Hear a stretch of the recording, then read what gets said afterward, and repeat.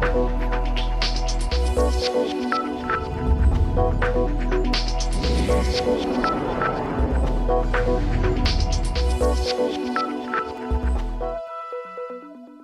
की शुरुआत हमने सर्दियों से की थी।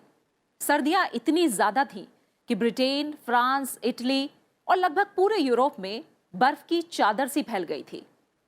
फिर गर्मियां आई, वो भी इतनी भीषण थी कि यूरोप और अमेरिका में आग लगने से न जाने कितनों के घर जल गए और सैकड़ों लोगों को जान से हाथ धोना पड़ गया। फिर आई बरसात। इसने भी दुनिया के कई कोनों में अपना रौद्र रूप दिखाया। अब चक्र फिर से उसी मुकाम पर है। सर्दियां वापस आ गई हैं और चल रहा है ये सारा जहां। स्वागत है आप सभी का। नमस्कार, मैं हूं प्रीति सिंह। सारा जहां के साल के आखिरी खास अंक में हम जरा रुकेंगे और पीछे मुड़कर देखेंगे 2018 कैसा रहा।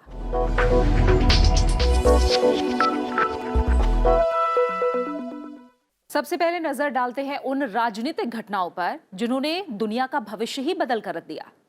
कई दुश्मन दोस्त बने तो कहीं दोस्ती में दरारें पड़ गईं, कहीं राजनेता जिद पर अड़े तो कहीं उन्हें हटाने की कोशिशें हुई। इस साल समझौते बहुत कम हुए। हां, समझौते टूटने के किस्से काफी मिले। कुल मिलाकर कहें तो दुनिया के रंगमंच पर राजनीति के खेल ने सबसे ज्यादा सुर्खियां बटोरी। तो आइए एक नजर डालते हैं साल 2018 की प्रमुख राजनीतिक घटनाओं पर।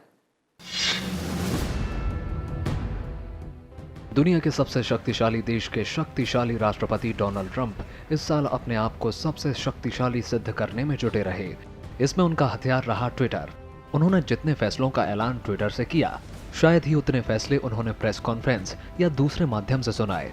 साल की शुरुआत में उन्होंने उत्तर कोरिया के शासक किम जोंग उन को ट्विटर पर खरी खरी सुनाई, लेकिन फरवरी के बाद उनके सुर बदल गए। जल्द ही उन्होंने किम जोंग उन से मिलने की बात भी कह दी और जून में दोनों नेता मिले भी। इस मिलन के बाद ट्रंप ने किम जोंग उन को स्मार्ट मैन कहकर बुलाया। हालांकि इसके बाद उत्तर कोरिया के साथ शांति वार्ता उस तेजी के साथ आगे नहीं बढ़ी जिस तेजी के साथ बढ़नी चाहिए थी। अब तो उत्तर कोरिया पीछे हटता दिख रहा है। हालांकि ट्रंप ने ऐलान किया था कि किम जोंग उन से एक और मुलाकात हो सकती है। 2019 में आशा करते हैं कि शायद ही मुलाकात हो और कोरिया प्रायद्वीप में शांति बहाली की प्रक्रिया में फिर से तेजी आए। राष्ट्रपति डोनाल्ड ट्रंप शुरू से ही अमेरिका फर्स्ट में विश्वास करते आए हैं, तो जब उन्होंने अमेरिका का बढ़ता व्यापार घटा देखा तो तुरंत कुछ करने की ठानी। उन्होंने अपनी रणनीति साफ कर दी। जब अमेरिका विदेशों से आए सामानों पर ड्यूटी नहीं लगाता है तो उसके सामानों पर भी कोई ड्यूटी नहीं लगनी चाहिए। ट्रंप ने व्यापार घाटे पर नजर डाली तो सबसे बड़ी चोट उन्हें चीन से लग रही थी। उन्होंने चीन पर एंटी डंपिंग का आरोप लगाया और वहां से आयात होने वाले सामानों पर 25% अतिरिक्त ड्यूटी लगाने का ऐलान कर दिया। जवाब में चीन ने भी अमेरिकी आयात पर ड्यूटी लगा दी। चीन और अमेरिका के बीच ड्यूटी लगाने का ये सिलसिला जारी रहा और इसने बाकायदा कारोबारी युद्ध का रूप ले लिया। हालांकि साल के आखिर में 90 दिनों का सीज फायर हुआ है, लेकिन इस सीज फायर के बाद क्या शांति बहाल रहेगी? 2019 में ये भी देखने वाली बात होगी। कारोबारी विवाद के साए में केवल चीन ही नहीं बल्कि नाफ्टा भी आया। ट्रंप ने धमकी दे दी कि अगर मैक्सिको और कनाडा नई शर्तों पर व्यापार करने के लिए राजी नहीं होते हैं तो नाफ्टा बिखर जाएगा। बहरहाल काफी जद्दोजहद के बाद नाफ्टा नए रूप में स्थापित हो पाया। ट्रंप की ऐसी ही तकरार यूरोपीय देशों के साथ भी हुई, खासकर कारों को लेकर। ट्रंप का कहना साफ था कि जब अमेरिका यूरोप से आयातित कारों पर कोई ड्यूटी नहीं लगाता तब यूरोप को भी अमेरिकी कारों पर 25% की ड्यूटी नहीं लगानी चाहिए। इसके अलावा ट्रंप को घर में भी काफी परेशानियों का सामना करना पड़ा।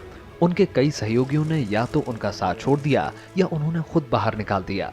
उनके द्वारा निकाले जाने वाले सदस्यों में प्रमुख रहे रेक्स टिलरसन, स्टीव गोल्डस्टीन और डेविड शल्किन।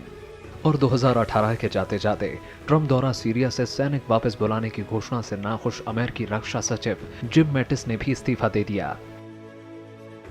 इस बीच ट्रंप का माइग्रेंट्स को लेकर भी रुख काफी सख्त रहा। ड्रीमर्स के खिलाफ लिए गए उनके फैसले का भी भारी विरोध हुआ। बचपन से अमेरिका में रह रहे लोगों को अपने देश वापस लौटना पड़ा। दूसरी तरफ वो मैक्सिको से लगी सीमा पर दीवार बनाने पर भी अड़े रहे। नतीजा ये हुआ कि $5 बिलियन के लिए कांग्रेस और ट्रंप के बीच गतिरोध हो गया। कुल मिलाकर बजट पास नहीं हुआ और साल के जाते जाते अमेरिका में शटडाउन हो गया। ब्रिटेन की प्रधानमंत्री टेरेसा मे जिस बेफिक्रे अंदाज में स्टेज पर आती दिख रही हैं, असल में साल 2018 उनके लिए उतना ज्यादा तनावपूर्ण रहा। ब्रेग्जिट को लेकर वो आम सहमति नहीं बना सकी। जून के महीने तक तो सब कुछ ठीक चल रहा था। संसद ने ईयू से बाहर निकलने को सहमति दे दी और औपचारिक रूप से कह दिया कि यूरोपीय यूनियन अब ब्रिटेन के लिए कानून नहीं बना सकेगा। लेकिन बात आई ब्रेग्जिट मसौदे की। यह मसौदा ही टेरेसा मे के लिए चुनौती बन गया। उनके ब्रेग्जिट वार्ताकार डेविड डेविस और विदेश सचिव बोरिस जॉनसन ने मे के रवैये के खिलाफ इस्तीफा दे दिया।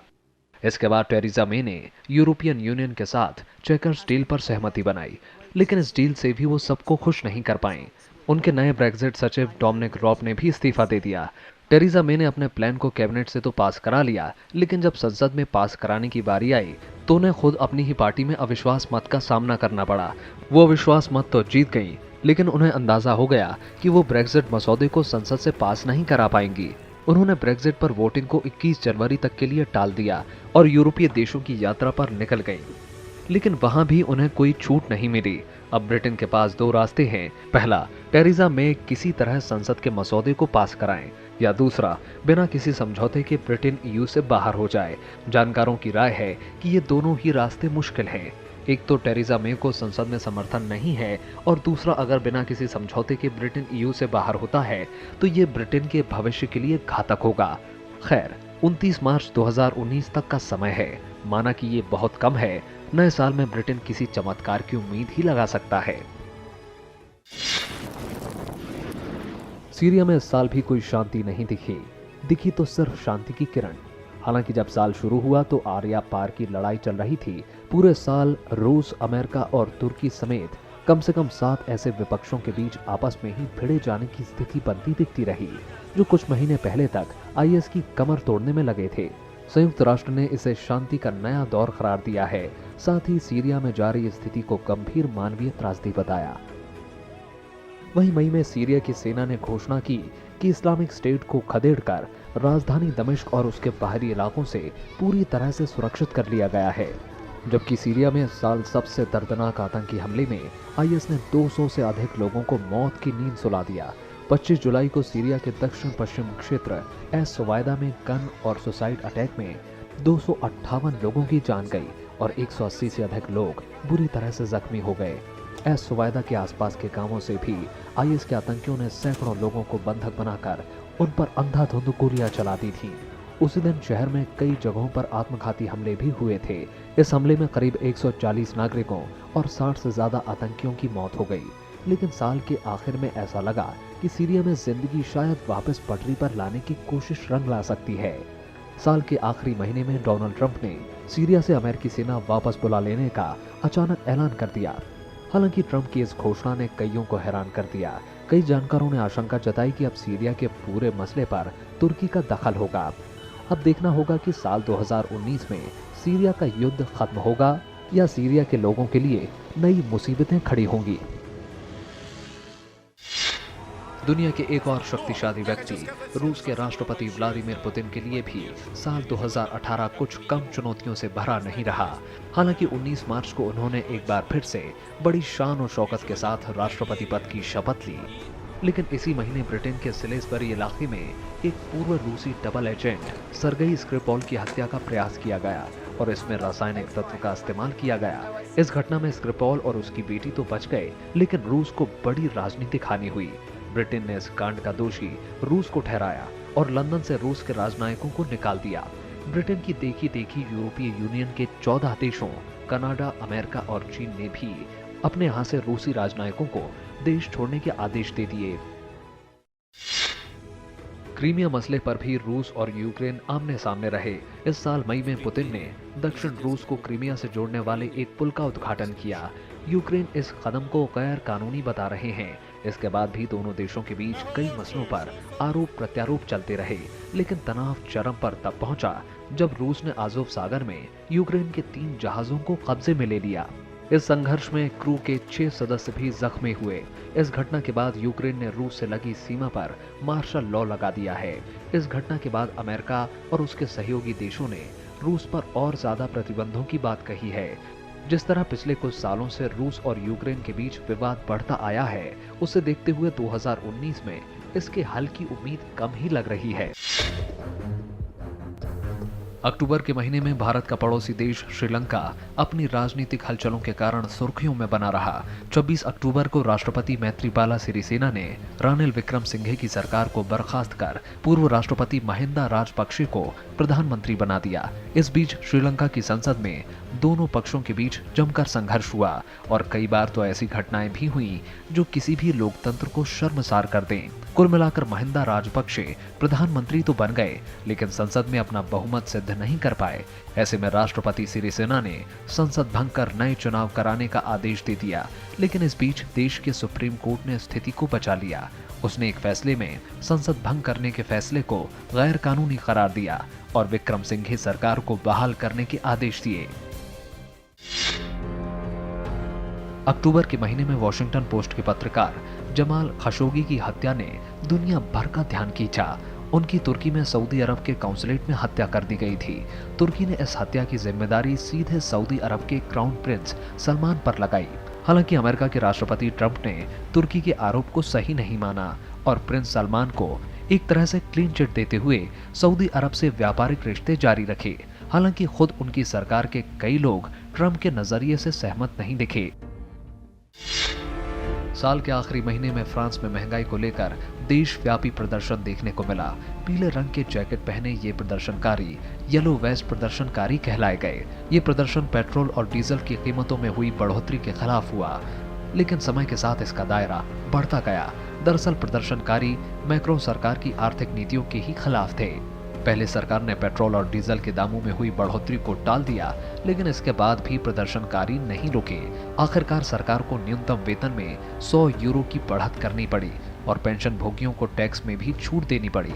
इसके बाद फ्रांस में क्रिसमस के बाजार में एक आतंकवादी हमला हुआ, जिसके बाद प्रदर्शनकारी थोड़ा शांत हुए, लेकिन जिस तरह उनका रुख रहा है वो मैक्रोन सरकार की इस रियायत से भी खुश नहीं दिख रहे और हो सकता है कि 2019 में फ्रांस को और ज्यादा प्रदर्शनों का सामना करना पड़े। और फिलहाल वक्त हुआ है एक छोटे से ब्रेक का, लेकिन ब्रेक के बाद नजर डालेंगे कुछ ऐसी घटनाओं पर जिसने इंसान को झकझोर कर रख दिया, और हाँ, कुछ ऐसी भी घटनाएं जिन्होंने तनाव भरी जिंदगी को कुछ हल्के पल दिए।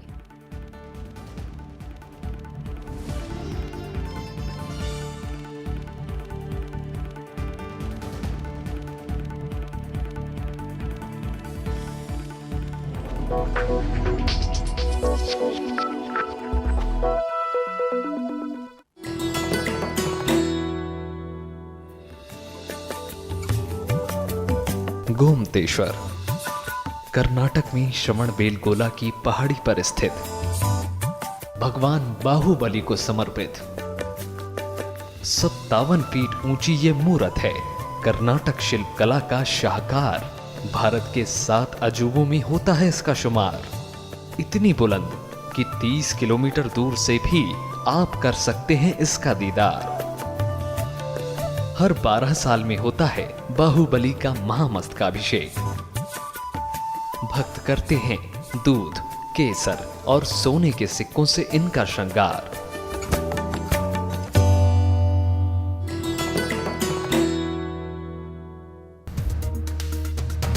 So when you look at the entire year of 2018, in terms of foreign policy, what is the kind of progress which you see BJP has made and the government has made? Starting from UN to G20, everywhere India has become the center of attention, center of attraction for all the important countries in the world. When you talk about Mahagathbandhan or the Grand Alliance, do you think it's just political interests who have just come together? The comedy or tragedy you call it, with this so-called Mahagathbandhan is, it doesn't have one pole, it is multipolar, too many contenders, too many parties. Politics for Mr. Ram Madhav is about arithmetic or is it about chemistry? Politics is not just arithmetic ever. There is never like permanent enemies. It's only permanent interests that guide you in politics. Watch special New Year interview with BJP leader Ram Madhav only on Rajya Sabha television.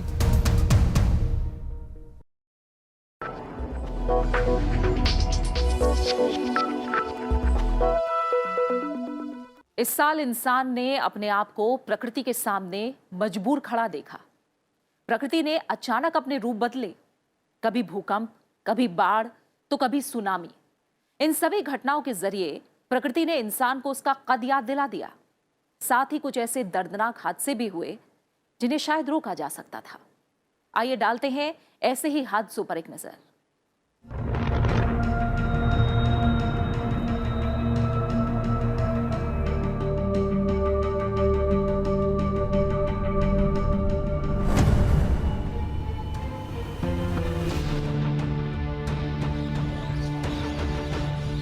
इस साल कई वाकये ऐसे हुए जब दुनिया के कई कोनों में प्रकृति ने अपना रौद्र रूप दिखाया, तो कई दर्दनाक हादसों ने भी दिल दहला दिया।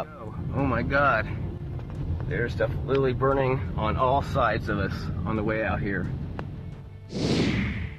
इंडोनेशिया में बार बार सुनामी और भूकंप ने दुनिया का ध्यान खींचा। इंडोनेशिया की सुंदा खाड़ी में सुनामी की चपेट में आकर करीब 430 लोगों की मौत हो गई, 1400 से ज्यादा जख्मी हैं। 22 दिसंबर को देर रात अचानक क्राकातुआ ज्वालामुखी फटने के बाद समुद्र के नीचे भूस्खलन आ गया। इससे उठी ऊंची लहरों ने तटीय इलाकों में तबाही मचा दी। दक्षिणी सुमात्रा के किनारे स्थित कई इमारतें तबाह हो गईं। सुंदा खाड़ी इंडोनेशिया के जावा और सुमात्रा द्वीप के बीच में है। ये जावा समुद्र को हिंद महासागर से जोड़ती है। सुमात्रा के दक्षिणी लामपुंग और जावा के सेरांग और पांदे लांग इलाके में सुनामी का सबसे ज्यादा असर पड़ा। सबसे बड़ी बात ये रही कि आपदा विभाग इंडोनेशिया के लोगों को सुनामी के बारे में बताने में नाकाम रहा। सुंदा स्ट्रेट में आई सुनामी बिना भूकंप के आई। सुनामी से पहले समंदर में कोई बड़ी हलचल नहीं थी, जिसके चलते प्रशासन अलर्ट जारी नहीं कर सका और जान माल का बड़ा नुकसान हुआ। इसी साल सितंबर में इंडोनेशिया के सुलावेसी द्वीप स्थित पालू और दोंगला शहर में भूकंप के बाद सुनामी आने से 832 लोगों की मौत हो गई थी। हजारों लोग घायल हो गए थे। कुल 6 लाख की आबादी वाले इन दोनों शहरों में आपदा के बाद से हालात सामान्य नहीं हो पाए हैं। इसी साल जुलाई में भी इंडोनेशिया में एक हफ्ते के अंतराल में भूकंप के 2 झटके आए थे। लोम्बोक में 7 और बाली में 6.4 तीव्रता का भूकंप महसूस किया गया था। इनमें सैकड़ों लोगों की मौत हुई थी। इंडोनेशिया दुनिया में सबसे ज्यादा प्राकृतिक आपदाओं वाला देश है। ये रिंग ऑफ फायर पर मौजूद है। यहाँ धरती के अंदर मौजूद टेक्टोनिक प्लेट्स के आपस में टकराने से भूकंप और ज्वालामुखी विस्फोट की घटनाएं ज्यादा होती हैं। कैलिफोर्निया के जंगलों में नवंबर के महीने में लगी भीषण आग में करीब 80 से अधिक लोगों की मौत हो गई, जबकि 600 लोग लापता हुए। 8 नवंबर को सियरा नेवादा से शुरू हुई आग फैलती चली गई।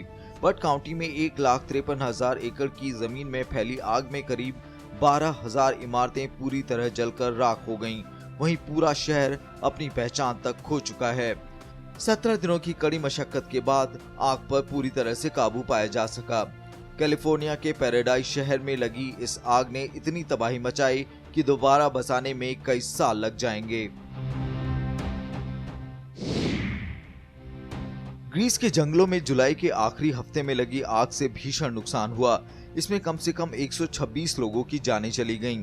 कई लोगों की मौत आग में जलने से हुई तो कई लोग आग से बचने के लिए समुद्र में कूदकर मौत के आगोश में समा गए।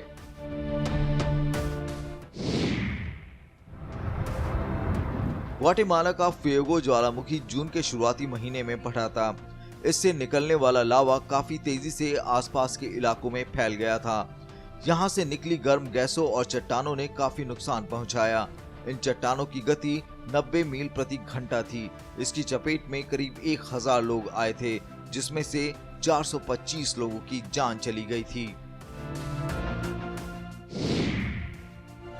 2018 में जापान में बारिश और भूस्खलन ने काफी तबाही मचाई। जुलाई में हुई बारिश से 220 से ज्यादा लोगों की मौत हो गई थी। यहाँ के पहाड़ों में हुई बारिश का पानी शहर में तबाही लेकर आया। इससे पहाड़ों के साथ ही कई मैदानी इलाकों में बारिश ने अपना कहर बरपाया था। दूसरी तरफ अमेरिका और यूरोप में इस साल बर्फीले तूफान ने जनजीवन को बुरी तरह प्रभावित किया। साल का आगाज ही अमेरिका के कई इलाकों में बर्फबारी के साथ हुआ। खासकर जॉर्जिया और नॉर्थ कैरोलिना में जीवन अस्त व्यस्त हो गया। अमेरिका के माउंट वॉशिंगटन इलाके में तो तापमान शून्य से 48 डिग्री नीचे पहुंच गया। अमेरिका का उत्तर पूर्वी और मध्य पश्चिम इलाका बर्फ से जम गया। बर्फीली हवाओं से सांस लेना मुश्किल हो गया। लाखों लोगों को पलायन के लिए मजबूर होना पड़ा। सिर्फ अमेरिका ही नहीं, रूस और कई यूरोपीय देशों में भी भारी बर्फबारी के कारण कहर बरपा। एशिया में भी बर्फीले तूफानों ने कहर बरपाया। चीन में आए बर्फीले तूफानों में कई लोगों की मौत हुई। वहीं 2018 विमान हादसों का भी साल रहा। साल भर में लगभग 14 विमान दुर्घटनाएं हुई। सबसे बड़ा विमान हादसा 29 अक्टूबर की सुबह हुआ, जब इंडोनेशिया की लायन एयरलाइन का विमान उड़ान भरने के 13 मिनट बाद ही सुबह के वक्त क्रैश हो गया। इस दर्दनाक हादसे में विमान में सवार सभी 189 यात्रियों और क्रू मेंबर्स की मौत हो गई। साल की शुरुआत में 15 जनवरी की रात तुर्की के पेगासस एयरलाइंस के विमान में सवार 168 लोग उस वक्त बाल बाल बच गए जब बोइंग 737-800 विमान दुर्घटनाग्रस्त होते होते बच गया। गनीमत थी कि विमान समुद्र में नहीं गया या फिर उसमें आग नहीं लगी। ट्रेबज़ॉन शहर में स्थित काला सागर के नजदीक ये हादसा हुआ। 11 फरवरी 2018 को सेराटोव एयरलाइंस का विमान 6W703 हादसे का शिकार हुआ, जिसमें 71 लोग मारे गए। विमान मॉस्को से उड़ान भरते वक्त क्रैश हुआ था। 18 फरवरी 2018 को ईरान में असमान एयरलाइंस का विमान हादसे का शिकार हुआ। इसमें सवार सभी 65 लोगों की मौत हो गई। 12 मार्च 2018 को यूएस बांग्ला एयरलाइंस का विमान काठमांडू में लैंडिंग करते वक्त क्रैश हुआ था। इस विमान में 71 लोग सवार थे, जिसमें 49 व्यक्तियों की मौत हो गई। जबकि 18 मई 2018 को क्यूबा के सरकारी एयरवेज का विमान 972 दुर्घटना का शिकार हुआ। इस दुर्घटना में 100 लोग मारे गए थे। वहीं इस वक्त उस बचाव अभियान को सफलतापूर्वक पूरा कर लिया गया जिसे शुरुआत में असंभव सा माना जा रहा था। थाईलैंड की गुप्त अंधेरी पानी से भरी और बेहद सकरे रास्ते वाली गुफा में कई दिनों से फंसे 12 फुटबॉल खिलाड़ियों और उनके कोच को सुरक्षित बाहर निकाल लिया गया। अंडर 16 की श्रेणी वाले ये खिलाड़ी अपने कोच के साथ 23 जून को इस गुफा में गए थे और वहीं फंसकर रह गए। इन बच्चों को बारी बारी 4-4 के ग्रुप में बाहर निकाला गया और 18 दिन बाद 10 जुलाई को आखिरी 4 बच्चों और कोच को बाहर निकाल लिया गया। गुफा से बच्चों को सुरक्षित बाहर निकालने के अभियान पर दुनिया भर की नजरें टिकी रहीं। अमेरिकी राष्ट्रपति डोनाल्ड ट्रंप और ब्रिटेन की प्रधानमंत्री थेरेसा मे समेत दुनिया भर से अभियान पूरा होने पर बधाइयां दी गईं। बच्चों को सुरक्षित निकालने के अभियान में थाईलैंड की नौसेना, वायुसेना के अलावा ब्रिटेन, चीन, म्यांमार, लाओस, ऑस्ट्रेलिया, अमेरिका और जापान समेत कई देशों के विशेषज्ञ लगे थे। Bureau report, Rajya Sabha TV. साल 2018 कई रोमानी यादों के लिए भी जाना जाएगा। नामी गिरामी हस्तियों की प्रेम कहानियों को अंजाम मिला। सिनेमा के क्षेत्र में भी एक से एक बढ़कर फिल्में आई और खेलों का रोमांच सिर चढ़कर बोला। आइए देखते हैं कुछ ऐसे ही पल। 2018 में कई ऐसे पल भी आए जिनमें लोगों ने खास दिलचस्पी दिखाई। कई इनसे खुश हुए तो कईयों ने रोमांच का भी अनुभव किया। 2018 में कुछ ऐसी शादियां हुई जिनकी चर्चा दुनिया भर की मीडिया में खूब हुई। इनमें सबसे पहला नंबर ब्रिटेन के प्रिंस हैरी और अमेरिकी अभिनेत्री मेगन मार्कल की शाही शादी है। ये शाही जोड़ा 19 मई को इंग्लैंड के शहर विंडसर में शादी के बंधन में बंध गया। दुनिया की सबसे महंगी शादी में से एक इस शाही शादी को 190 करोड़ लोगों ने देखा। इस शादी का लाइव प्रसारण टीवी पर किया गया जिसे दुनिया भर के लोगों ने देखा। इस शाही शादी का निमंत्रण 2640 लोगों को भेजा गया, लेकिन महल के अंदर आने की इजाजत केवल 600 लोगों के पास ही थी, जिनमें Priyanka Chopra, Oprah Winfrey, George and अमाल क्लूनी समेत कई बड़ी हस्तियां थीं। वहीं शादी का खर्च 3012 करोड़ रुपए था। दूसरे नंबर पर है पूर्व मिस वर्ल्ड और अभिनेत्री प्रियंका चोपड़ा और अमेरिकन सिंगर निक जोनस की शादी। 1 और 2 दिसंबर को दोनों ने जोधपुर में उम्मीद भवन पैलेस में हिंदू और क्रिश्चियन रीति रिवाज से शादी की। निक अमेरिकन स्टार हैं, वहीं प्रियंका भी अब बड़ी ग्लोबल स्टार बन चुकी हैं, इसलिए शादी पर भी दुनिया भर की नजरें थी। प्रियंका ने भारत आकर शादी करने का फैसला किया। निक जोनस का परिवार और रिश्तेदार जोधपुर में भारतीय रंग में रंगे। इस शादी में हाई प्रोफाइल देशी विदेशी मेहमान शामिल हुए। मिस यूनिवर्स 2018 का ताज फिलीपींस की कैट्रियोना ग्रे को मिला है। थाईलैंड के बैंकॉक में मिस यूनिवर्स की अंतिम प्रतियोगिता हुई, जहां ग्रे ने बाकी प्रतियोगियों को पीछे छोड़ दिया। वहीं इस बार मिस यूनिवर्स प्रतियोगिता की खास बात यह भी थी कि पहली बार किसी ट्रांसजेंडर कैंडिडेट ने इसमें हिस्सा लिया था। हालांकि स्पेन की transgender candidate Angela Ponce top 20 तक भी जगह नहीं बना पाई, लेकिन वहां मौजूद लोगों ने उनका खूब समर्थन किया। साल 2018 में मार्च का महीना ऑस्कर के 90 साल पूरा होने के जश्न का महीना रहा। द शेप ऑफ वाटर को बेस्ट फिल्म का अवार्ड मिला। साथ ही इसी फिल्म के लिए निर्देशक गिलियर्मो डेल टोरो को इस साल का बेस्ट डायरेक्टर का ऑस्कर मिला। शेप ऑफ वाटर को 13 अलग अलग कैटेगरी में नॉमिनेट किया गया था, जिसमें से 4 अवार्ड को इस फिल्म ने अपने नाम किया। ऑस्कर पुरस्कारों के इतिहास में ये फिल्म अब तक सबसे ज्यादा नॉमिनेशन वाली फिल्मों में शामिल हो गई। फ्रांसिस मैकडॉर्मेंट की film 3 billboards outside Ebbing Missouri के लिए बेस्ट एक्ट्रेस का अवार्ड मिला, जबकि गैरी ओल्डमैन को फिल्म डार्केस्ट आवर के लिए बेस्ट एक्टर का ऑस्कर मिला। लेकिन अमेरिका में ये जश्न थोड़ा फीका जरूर पड़ा। बीते 44 साल में सबसे कम लोगों ने इस बार इस अवार्ड शो को टीवी पर देखा। वहीं खेल की दुनिया में इस साल कई बड़ी घटनाएं हुई, लेकिन ये 2 बड़ी घटनाएं सुर्खियों में छाई रहीं।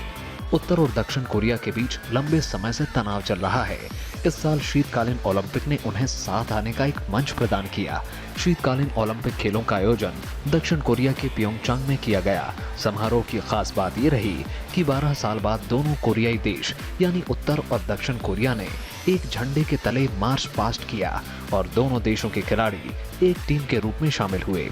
इससे पहले तुरिन में 2006 में हुए शीतकालीन ओलंपिक में दोनों देशों ने एक झंडे के नीचे मार्च पास्ट किया था। उत्तर कोरिया से न्यूक्लियर मिसाइल को लेकर तनाव के बीच दक्षिण कोरिया में 9 फरवरी से विंटर गेम्स की शुरुआत हुई। तकरीबन 25 दिनों तक राजधानी प्योंगयांग में खेलों का मेला लगा रहा। 2018 में रूस में हुए फीफा वर्ल्ड कप को दुनिया की आधी से ज्यादा आबादी ने देखा। रूस के मॉस्को में हुए फुटबॉल फीफा विश्व कप के फाइनल मुकाबले में फ्रांस ने क्रोएशिया को 4-2 से हराकर 20 साल बाद ट्रॉफी पर कब्जा जमा लिया। फ्रांस ने दूसरी बार ये खिताब जीता। एक रिपोर्ट के मुताबिक इस बार 3 अरब 60 करोड़ लोगों ने टीवी पर कम से कम 1 मिनट के लिए फुटबॉल वर्ल्ड कप जरूर देखा। इस साल भारत में भी ये सबसे ज्यादा देखा जाने वाला इवेंट है। वहीं फ्रांस के 19 बरस के सितारे किलियन एम्बापे को इस विश्व कप के emerging player of the tournament का अवार्ड मिला, जिसके बाद एम्बापे ने फीफा विश्व कप से हुई 3.5 करोड़ रुपए की पूरी कमाई चैरिटी संस्था को देने का फैसला लिया। इस बार फ्रांस फाइनल में क्रोएशिया को हराकर चैंपियन बना, लेकिन क्रोएशिया की टीम ने अपने खेल से दुनिया भर के फुटबॉल प्रेमियों का दिल जीता। टीम के कप्तान लुका मॉड्रिच को अपने देश और क्लब रियल मैड्रिड के लिए शानदार प्रदर्शन करने के लिए बॉलोन डियोर से नवाजा गया।